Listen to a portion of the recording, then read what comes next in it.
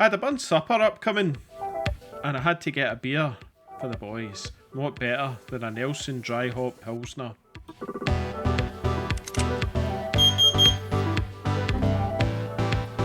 This beer is a 1046 starting gravity with a final gravity of 1010. This would give me a 4.7% beer. 4.3 kilos of Bohemian Pils and half a kilo of Munich malt did the job. Hopping was Saaz, 30 grams at 60, 35 grams at 10 and 40 grams at flame out. Some protophylline and yeast nutrient were added. And the yeast was WLP 802 Czech Budvar strain. Dry hop was 50 grams of Nelson.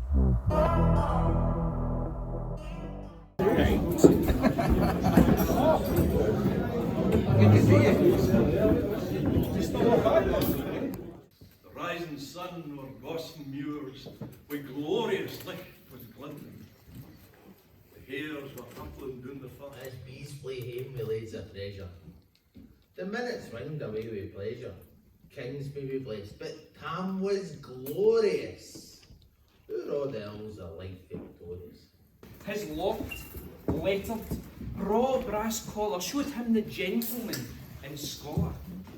But though he was a high degree, the fainter pride, nay pride had he.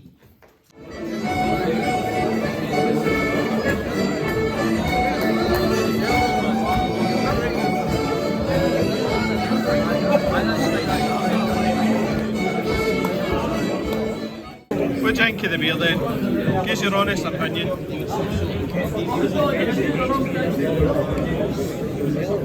Delicious. What'd you get? It's a 8 out of 10. 8 out of 10. 8 out of 10. What's the flavours you get? Malts. Hoppy. Maybe a bit of grape sweetness. Bit of grape. Very drinkable. Keep them coming. Poke up your fucking arse. How we doing? This is the High Road Lager series. Really is, because we did the Motueka and now we're looking at Nelson. Now it's all pretty much, I think it's the same base with the Bohemian Pils and the Munich malt, and then using the Saaz again through the body and the boil, and then changing up the dry hop. Now there's been 2 changes, so we've went Nelson, but the other thing we've done is I'm now trying the WLP 802 Czech lager yeast, which is a Budvar, and I am super impressed. The last time when I used the 3470, I had a bit of banana and stuff, so that one was quite an old yeast and I had grew it up in the starter and stuff like that. I spoke about that in my last video, whereas this one was actually from a slant that Tricky sent me, Dude's Brews if you don't know. And so I grew that up in a kind of small little flask and then into the big flask and pitched it in, and it is like, we get it, yeah, it's super, the clarity on it's awesome for something that's been dry hopped. Now Nelson, it's like it's a crazy kind of hop, isn't it, if you've used it. It's like Hallertau Blanc. I've used Hallertau Blanc quite a lot in the past. You'll have seen videos on that if you followed along for a while. And it's, I think, was it the wee Vienna? Yeah, something like that. I did it. I used the Blanc, whereas this one is, it's the Nelson. And it's got that sort of white wine grape sort of thing going on. And it's quite pungent. Now for me as a craft beer drinker, you know, it's lovely, but for the boys at the Burns, they loved it. I mean, to be fair, they did love it. But I think it would be, instead of like a 50 gram dry hop, maybe something like around about the 30 gram mark would probably suit them more, just to be a bit more cleaner, just still have that hint of that, you know, is it gooseberry sort of white wine sort of thing? Yeah, then that's maybe what it is for them, but for me this is like, oh, you know, you are loving it.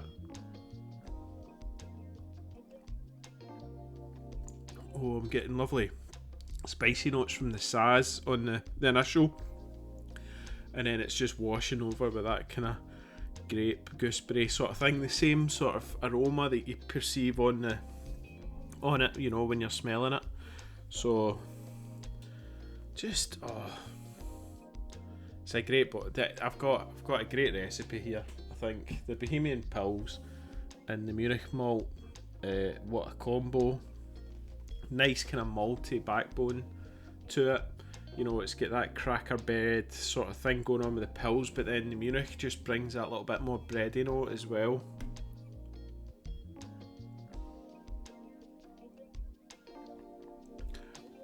Bitterness is like, I think I targeted something like 18 IBUs.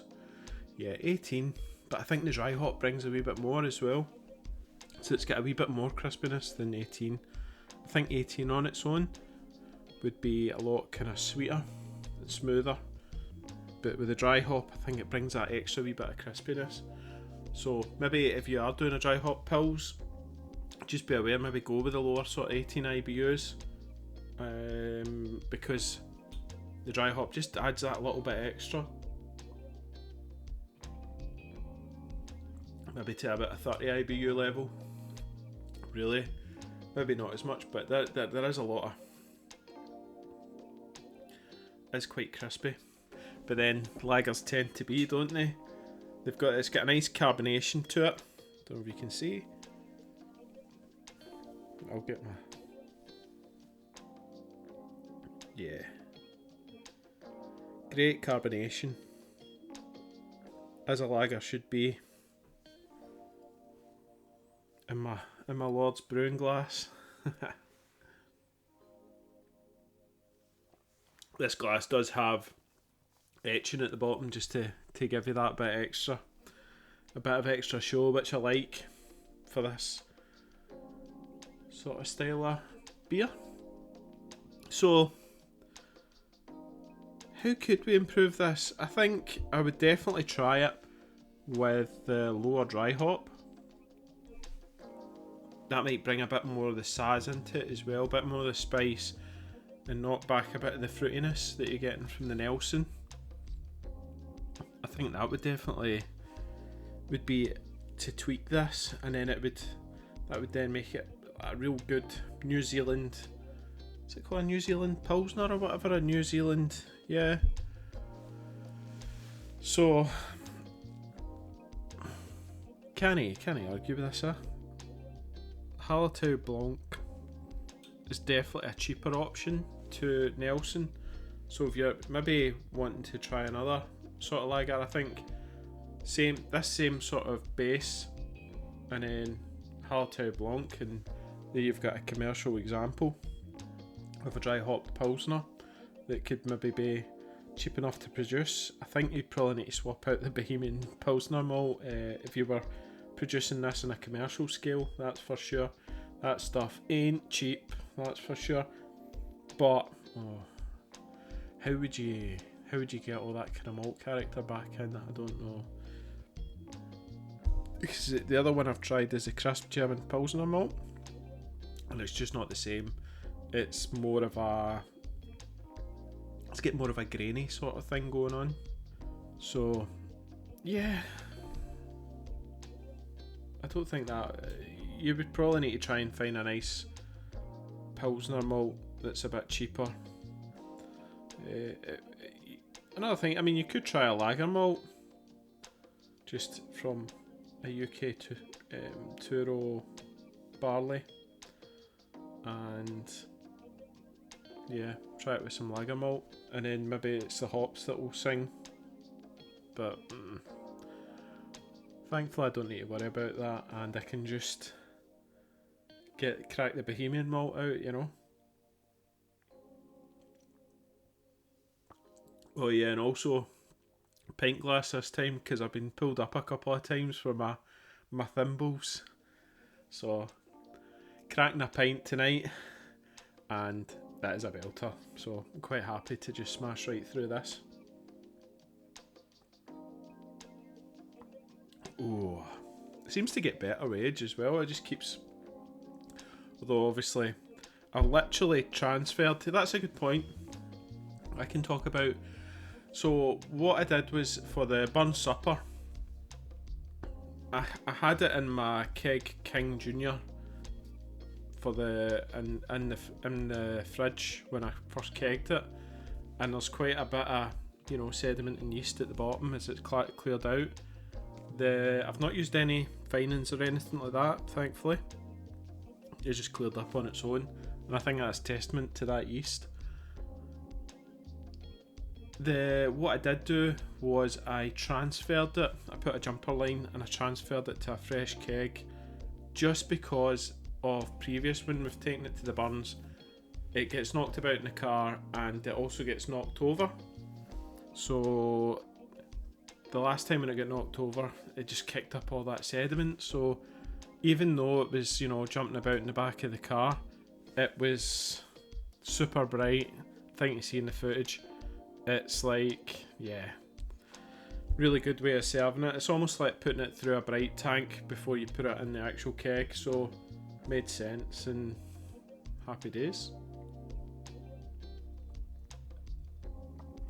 Drop a comment anyway below if you guys have tried any sort of dry hopping your Pilsners at the minute, and what yeast do you use as well. Do you use 3470, or have you tried any of these, like the Bohemian lager strains or the Budvar?